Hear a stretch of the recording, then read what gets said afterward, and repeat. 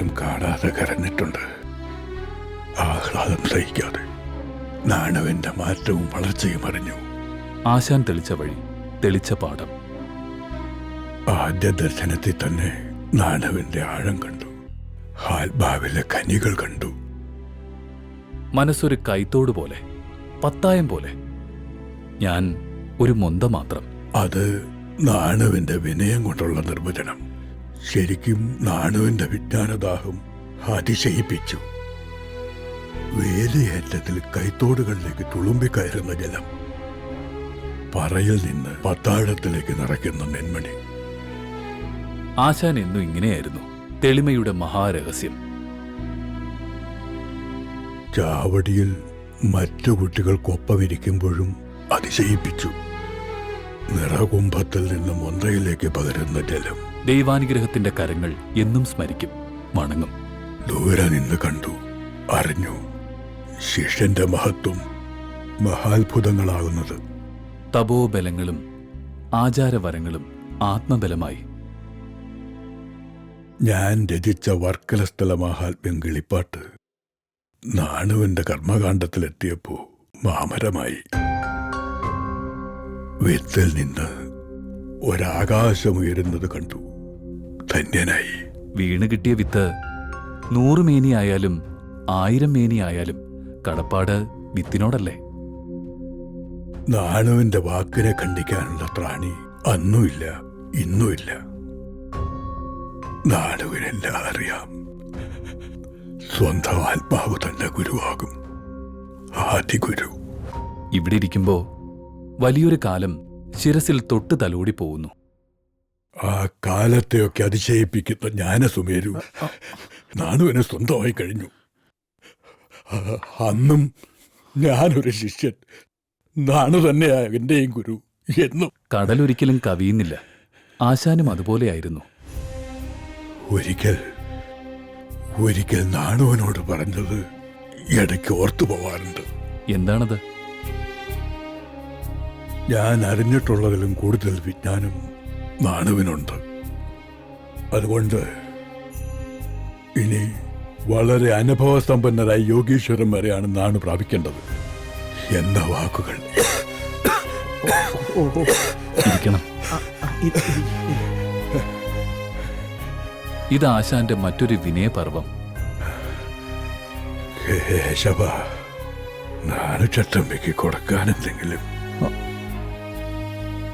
ആശാന്റെ മൊഴി തന്നെ അതിമധുരം. ഇതിനപ്പുറം വേറെന്ത് വേണം? കൊടുക്കാനിപ്പോ അത് പിന്നെ എന്താ കാര്യം? കുല പഴുത്തിരുന്നെങ്കിൽ അത് തുറന്നാലല്ലേ അറിയൂ. അല്ല, അത് പച്ചക്കൊലയാ. ഞാൻ പറഞ്ഞതാ നാണുവിന് വേണ്ടി എന്തെങ്കിലും കരുതണമെന്ന്. ഇനി ഒരു പക്ഷേ ഒന്നും തരാൻ പറ്റിയില്ലെങ്കിലോ? ആശാന് പണ്ടേ നർമ്മം ലേശം കൂടുതലാണല്ലോ. അതല്ല നാണു, എന്റെ മനസ്സ് പറയണു ഇനി ഒരു കൂടിക്കാഴ്ച ഉണ്ടാവില്ല എന്ന്.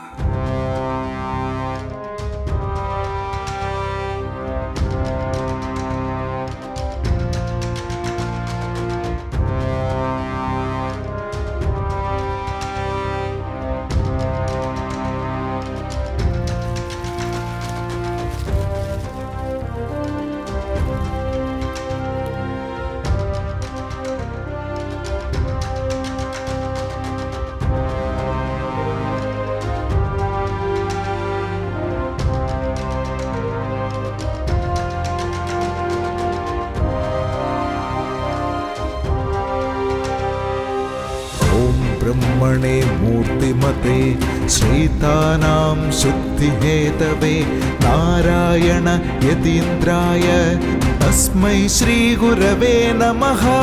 नमो भगवते नित्याय शुद्धमुक्तमहात्मने नारायण यतीन्द्राय तस्मै श्रीगुरवे नमः। ഇതെന്ത് മറിമായം ഇത്ര പെട്ടെന്ന്? പെട്ടെന്നല്ല, മറിമായോ അല്ല. ആശാന്റെ സ്നേഹവാത്സല്യ ചൂടേറ്റ് പഴുത്തതാ. നാരായണ യതീന്ദ്രായ തസ്മൈ ശ്രീ ഗുരവേ നമഃ. നാണു ആത്മസാക്ഷാത്കാര പഥത്തിലെത്തി. മരുത്വാമലയും പിള്ളത്തട ഗുഹയും ഞാൻ കാണുന്നു. ഒരു ഗുരുവിന് കിട്ടിയ ഏറ്റവും വലിയ ദക്ഷിണ. നിരന്തരമായ ഈശ്വരബുദ്ധിയാണ് ആത്മസാക്ഷാത്കാരത്തിലേക്ക് നയിക്കുന്ന മുഖ്യ സാധന. ആർക്കും അപ്രാപ്യം അല്ലത്. സവിശേഷതയുള്ള പൂക്കൾ കൊണ്ട് വൃക്ഷം ശ്രദ്ധിക്കപ്പെടുന്നു. ഉത്തമ ശിഷ്യസമ്പത്തിനാൽ ഞാനും ധന്യനായി. ഇനി ആഗ്രഹങ്ങളില്ല. വൃത്തഭംഗമില്ലാതെ ഇതുവരെ എത്തിയത് തന്നെ ഭാഗ്യം. പ്രപഞ്ചത്തിനും ആത്മാവിനും ആരംഭവും സമാപനവുമില്ല. കറങ്ങുന്ന രഥചക്ര കാഴ്ച മാത്രം. വിശപ്പും ദാഹവും ഉണ്ടായിരുന്നു, ചെറിയൊരു മോഹവും. നാണുദർശനത്താൽ അതും തീർന്നു. ഇനി ഭാണ്ഡങ്ങളില്ലാതെ ഭാരങ്ങളില്ലാതെ മടങ്ങാം. ചിട്ടയായ ശിക്ഷണം, പക്വതയാർന്ന പോഷണം. ആശാൻ സൂക്ഷ്മതകളിൽ എന്ന് ശ്രദ്ധിച്ചിരുന്നു. അന്തവും കുന്തവുമില്ലാത്തതാണ് അന്ത്യമെന്ന് നാടൻ ചൊല്ല്. പോകും മുമ്പ് ചിലതൊക്കെ കണക്ക് കൂട്ടി വെക്കണം. അതൊക്കെ ചെയ്തു. ജ്യോതിഷ വിദൂഷിയല്ലേ.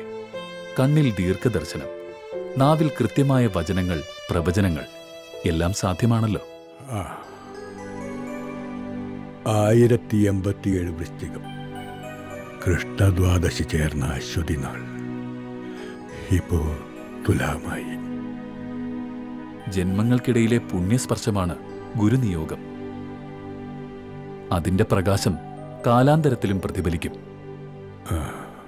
വാരണപ്പള്ളിയിലേക്ക് പോണില്ലേ? അവിടെ നിന്നും ഒന്നും ഇനി കിട്ടാനില്ല. എല്ലാം നാം വാങ്ങിക്കഴിഞ്ഞു. വാരണപ്പള്ളിയിലെ ചെമ്പകമരം ഇപ്പോഴും പൂത്തു നിൽക്കും മനസ്സിൽ. നാണുവിന് കൃഷ്ണദർശനം തന്ന ചെമ്പകം. നാണു ദർശിച്ച വാസുദേവനെ പൂജാവിഗ്രഹം പോലെ കാണാം. വാസുദേവാഷ്ടകം ഞാൻ എന്തും ഉരുവിടും. അതിപ്പോ ശ്വാസോച്ഛ്വാസത്തിൽ ലയിച്ച പോലെ. പ്രപഞ്ചത്തിന്റെ പരമകാരണവും പ്രപഞ്ചാരത്തിന് മുമ്പുണ്ടായിരുന്ന ദേവനുമല്ലേ വിഷ്ണു. ശരീരങ്ങളാകുന്ന പുരങ്ങളിൽ വസിക്കുന്ന പുരുഷനാണ് ഭഗവാൻ. നാണു ദർശിച്ച വാസുദേവനെ നാണുവിന്റെ സ്വരത്തിലൊന്ന് കാണിച്ചു തരൂ. ഉടലും ഉയരും അതിലൊന്ന് ലയിച്ചോട്ടെ. ആ നിർവൃതിയോടെ വിളിക്കുന്ന നേരത്ത് പോകാലോ. വിഷ്ണും വിശാലാരുണ പത്മനേത്രം വിഭാന്തമീശാം പൂജയോനി പൂജിതം സനാതനം സന്മതിശോദിതം പരം പൂമാം സമാധ്യം സതതം പ്രബദ്ധേ.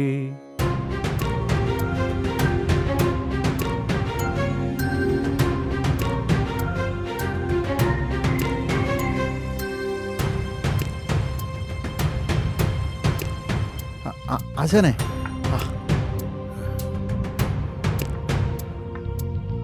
നാണു, ആശാനെ സൂക്ഷിച്ച്.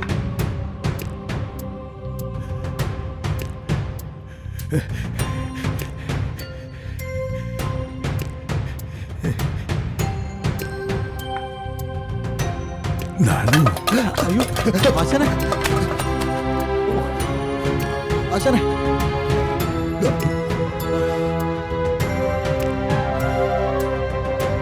शिवशङ्कर सर्वशरण्यविभो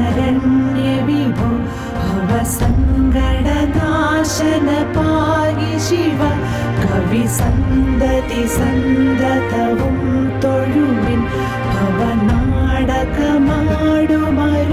പൊരുളേ. ഓം നമഃ ശിവായ, ഓം നമഃ ശിവായ.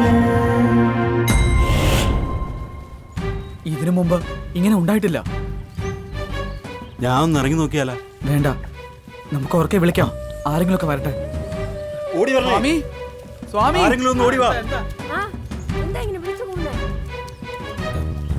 എന്തു പറ്റി? സ്വാമിയോടെ കുളിക്കാൻ ഇറങ്ങി, കാണുന്നില്ല. സ്വാമി, സ്വാമി കാണുന്നില്ലെന്ന്. സ്വാമി സ്വാമി സ്വാമി സ്വാമി സ്വാമി നിങ്ങളാണ് ഈ കുഴപ്പത്തിന് കാരണക്കാരൻ. ഞാനോ? ഞാൻ എന്ത് ചെയ്തു? നിങ്ങൾ സ്വാമിയെ ഒറ്റയ്ക്കാക്കി പോയില്ലേ? അതും ഇതും പറഞ്ഞു നിൽക്കാതെ കരയിലും വെള്ളത്തിലും ഒക്കെ നോക്ക്. ഒരു സ്ഥലവും വിടരുത്. ഭയങ്കര താഴ്ചയാ. അവിടെ തന്നെ. ദാണ്ട, ദാ. ആ.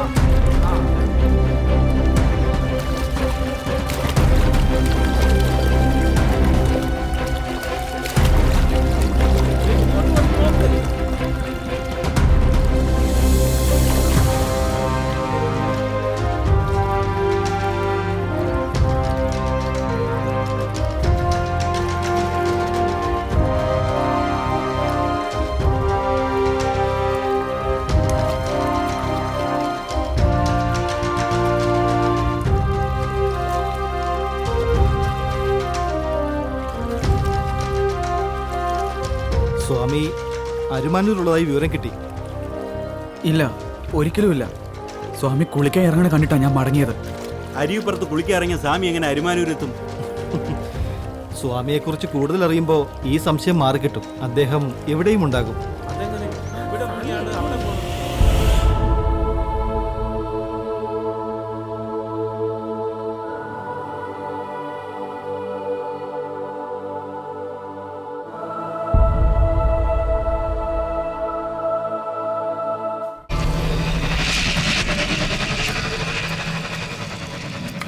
താവറത്ത് വീട്ടിൽ പോയിട്ട് ഇന്ന് മടങ്ങൂ? ഇല്ല, നാണസ്വാമിയെ കണ്ട ചിലപ്പോ അവിടെ തന്നെ തങ്ങും. അതാ നല്ലത്. അതെന്താ? ഈ സ്ഥലമത്ര ബന്ധിയല്ല. സന്ധ്യ കഴിഞ്ഞാൽ ആരും ഈ വഴി പോകാറില്ല. കാരണം? വേറൊന്നുമല്ല, ഭയക്കരുത്. സർപ്പങ്ങളുള്ള സ്ഥലമാ. അകാരണമായി ഒരു ജീവിയും ഇങ്ങോട്ട് ഉപദ്രവിക്കില്ല. അല്ല, ഞാൻ പറഞ്ഞെന്നേ ഉള്ളൂ. ശ്രദ്ധിച്ചു കിടന്നാ മതി. നിങ്ങൾ എങ്ങോട്ടാ യാത്ര? ഞങ്ങൾ ഇവിടെ നിന്ന് തിരിഞ്ഞ് കുളത്തൂരോട്ടാ. വീട് എവിടെയാ? കണ്ടതും പറഞ്ഞത് നന്നായി. ദൈവം തുണച്ചാ വീണ്ടും കാണാം. തീർച്ചയായും. ഒന്നുകൂടെ ഓർമ്മിപ്പിക്കുക, കാവ് കിടക്കുമ്പോ ശ്രദ്ധിക്കണം. ശരി.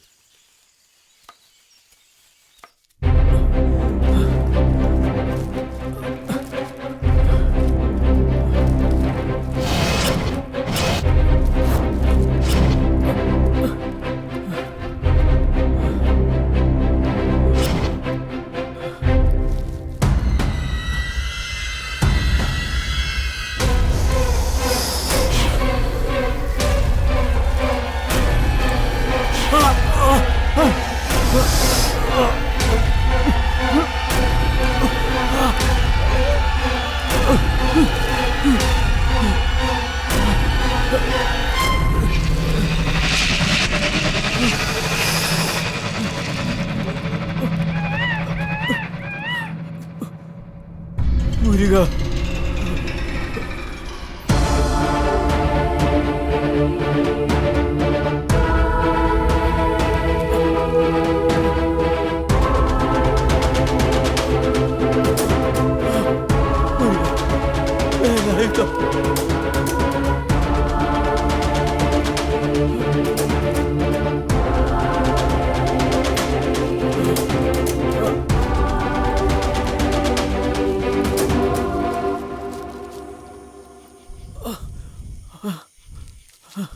ആരുമില്ലേ? ആരാ ഇത്? താവറത്ത് വീടല്ലേ? അതെ, എവിടെ നിന്ന് വരുന്നു? ഞാൻ അല്പം ദൂരെ നിന്നാ. പേര് ശങ്കരൻ. ഓ, ഗുരുവിനെ കാണാനല്ലേ?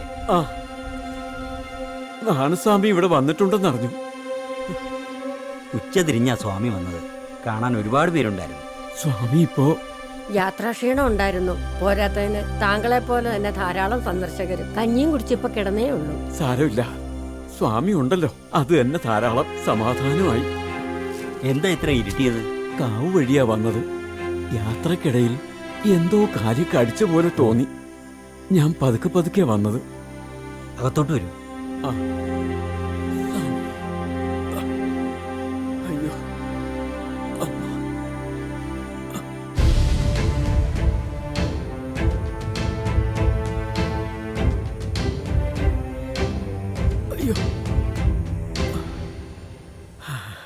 മഹാഗുരു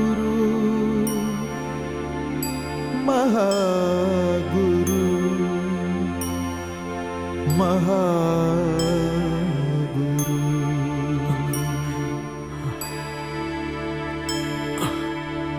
മഹാഗുരു വിളിച്ചുണർത്തട്ടെ?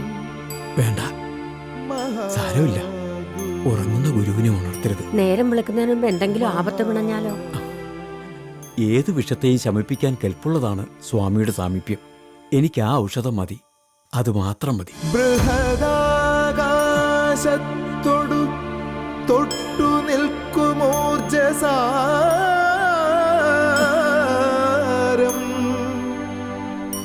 കടലാഴവും കൈതൊഴുമാത്മബോധം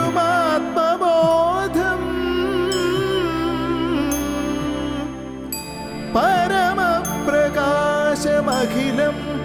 ഗുരുസന്നിധാനം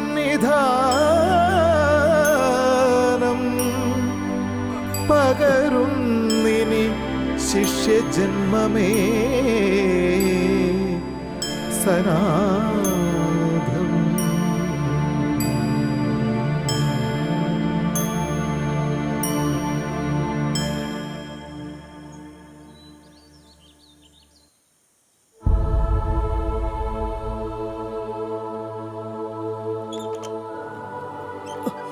ഗുരുവേ,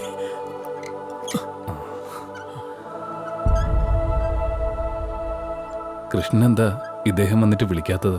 ഞാൻ പലവട്ടം വിളിക്കാൻ ഒരുങ്ങിയതാ, ഇദ്ദേഹം സമ്മതിച്ചില്ല. സ്വാമി ഉണർത്തേണ്ടെന്ന് ഞാൻ പറഞ്ഞു. സ്വാമി ഉറങ്ങുമ്പോഴും ഉണർന്നിരിക്കുകയല്ലേ. യാത്രാക്ഷീണത്തിൽ മയങ്ങാൻ കിടന്നതാ. എങ്കിലും അറിഞ്ഞു ശങ്കരന്റെ കാലൊച്ചകൾ. കാവിലൂടെ ഒറ്റയ്ക്ക് വരുമ്പോഴായിരുന്നു സംഭവം. കാലിൽ എന്തോ കടിച്ചതുപോലെ. കടിയേറ്റ ഭാഗം ഒന്ന് കാണട്ടെ. ഗുരു,